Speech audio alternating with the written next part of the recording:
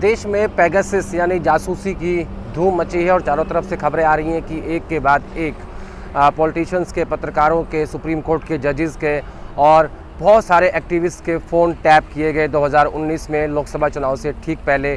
Pegasus क्या है इसके बारे में बताएंगे। इसके अलावा किन किन लोगों के फ़ोन टैप किए गए और किन किन की लिस्ट और आने वाली है। दरअसल 3 स्टोरी अभी तक आ चुकी हैं, 5 खुलासे अमेरिका के वॉशिंगटन पोस्ट से हो रहे हैं और इसमें और क्या क्या है इस कड़ी में आज बात करेंगे। लेकिन सबसे पहले आपको एक कहानी सुनाता हूँ। 1969 की बात है, 1969 की। अमेरिका के राष्ट्रपति थे, प्रेसिडेंट थे रिचर्ड निक्सन।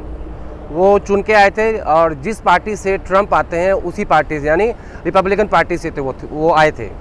और रिचर्ड साहब ने आके क्या किया कि डेमोक्रेट्स की, अपने विरोधियों की जासूसी करनी शुरू कर दी और एक बहुत बड़ा कांड, उसका नाम था वाटरगेट। यानी वाटरगेट दरअसल उसका नाम दिया गया था, वाटर बिल्डिंग थी जिसमें उन्होंने अपने विरोधियों के प्रति कुछ बग्स लगाए थे और उनकी बात टेप करने की कोशिश की थी।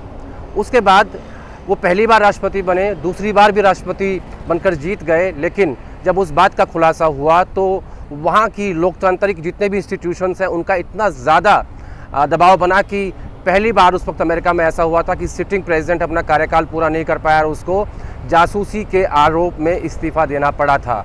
ये कहानी मैंने आपको क्यों सुनाई, क्योंकि कुछ ऐसी ही जासूसी इस वक्त भारत में भी हो रही है। विपक्षी पार्टियां सरकार के ऊपर आरोप लगा रही हैं। संडे को, इस रविवार को पहली रिपोर्ट आई जो वॉशिंगटन पोस्ट ने छापी और जो कहानी मैंने आपको सुनाई अमेरिका की, वो पोस्ट भी वो खबर भी वॉशिंगटन पोस्ट ने ही छापी थी।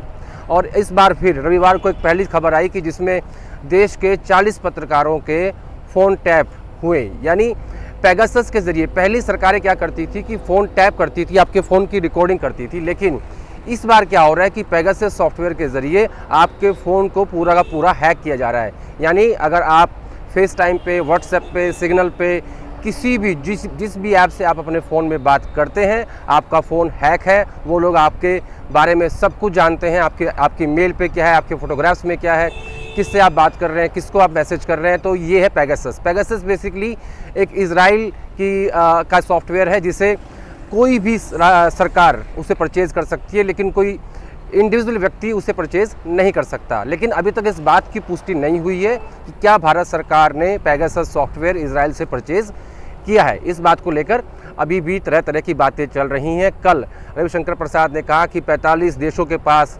ऐसा सॉफ्टवेयर है, अगर वो लोग रिकॉर्ड कर सकते हैं, यानी उनका इशारा था कि बाकी देश भी कर रहे हैं तो हम भी कर सकते हैं। लेकिन उन्होंने ये नहीं कहा कि हमारे पास पेगासस है या नहीं है। तो जो पहली खबर आई थी रविवार को, उसमें ये था कि 40 पत्रकारों के फ़ोन टैप किए गए। यानी उनकी पूरी जानकारी उस सॉफ्टवेयर के ज़रिए उन सब लोगों के पास है जो इसको यूज़ कर रहे हैं। मैं ये नहीं कहना चाहता कि मोदी सरकार उसको इस्तेमाल कर रही है, क्योंकि अभी तक इस बात की जानकारी नहीं आई है सामने कि क्या पेगासस सॉफ्टवेयर को इजराइल से भारत सरकार ने खरीदा है। दूसरी खबर कल आई कि विपक्ष के नेता राहुल गांधी, एक डॉक्टर हैं गगनदीप कंग, प्रशांत किशोर जो कि इलेक्शन स्ट्रेटेजिस्ट हैं और इलेक्शन कमिश्नर जो उस वक्त थे अशोक लवासा, इन सब के फ़ोन भी हाईजैक कर लिए गए। इनके फ़ोन हैक करके और सारी जानकारी सरकार के पास थी 2019 के चुनाव से पहले। यानी कोई था जो जानना चाहता था कि विपक्ष की रणनीति क्या है। अब आज खबर आई है जो तीसरा पार्ट इस इन्वेस्टिगेशन का कि उस वक्त के कर्नाटका के मुख्यमंत्री एच डी कुमारस्वामी, उप मुख्यमंत्री जी परमेश्वर और नंबर 3 पे थे सिद्धरमैया जो कि कर्नाटक के पूर्व मुख्यमंत्री हैं। इन सब के भी फ़ोन हाईजैक कर लिए गए थे उसी सॉफ्टवेयर के ज़रिए और उसके बाद कर्नाटक में जेडीएस और कांग्रेस की सरकार गिर गई थी। ये तीसरा खुलासा है। अभी 2 खुलासे और होंगे, एक कल होगा और परसों होगा। अब आपको एक उदाहरण देता हूँ। दरअसल चीन में और नॉर्थ कोरिया में अगर कोई भी उनके खिलाफ़ कोई खबर लिखता है या छापता है तो वहाँ की जनता उसे नहीं देख सकती, क्योंकि वहाँ की सरकार के कानून ऐसे हैं, क्योंकि वहाँ पर लोकतंत्र नहीं है। यानी जो सरकार दिखाना चाहती है वही वहाँ की जनता देखती है। मैंने 2 देशों के नाम लिए, चीन और नॉर्थ कोरिया। लेकिन अब जिस तरीके से लोगों के फ़ोन टैप हो रहे हैं, फ़ोन टैप में और फ़ोन हाईजैक में बहुत फ़र्क है। इसको ज़रा समझ लीजिए कि फ़ोन टैपिंग में सिर्फ कोई भी व्यक्ति आपकी बात सुनेगा, लेकिन फ़ोन हाईजैक में उसके पास वो सब डाटा होगा जो आपके फ़ोन में है, जो आपके फ़ोटोग्राफ्स में है, जो आपकी मेल पे है, जो आपके सिग्नल पे है, जो आपके फेस टाइम पे है, जो भी डाटा आपके फ़ोन में है, वो सब पेगासस सॉफ्टवेयर के ज़रिए उन लोगों के पास है जो उसे देख रहे हैं, जो उसे सुन रहे हैं।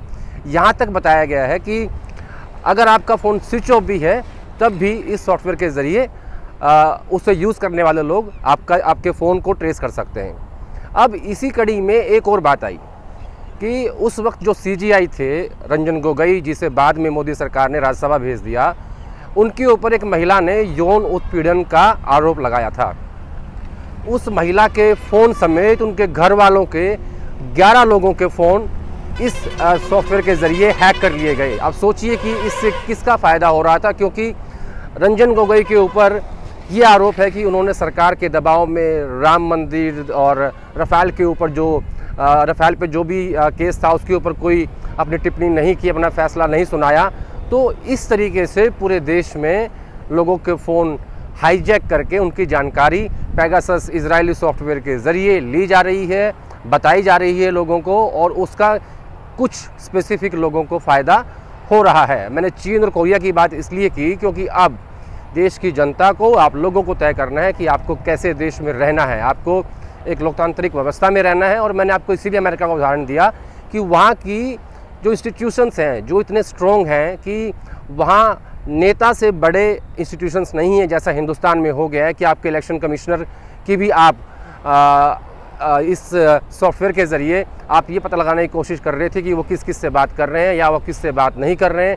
यानी कुल मिला के सबका लेखा जोखा बिग ब्रदर के पास है, वो देख रहे हैं, वो सुन रहे हैं, लेकिन आपको मालूम नहीं है।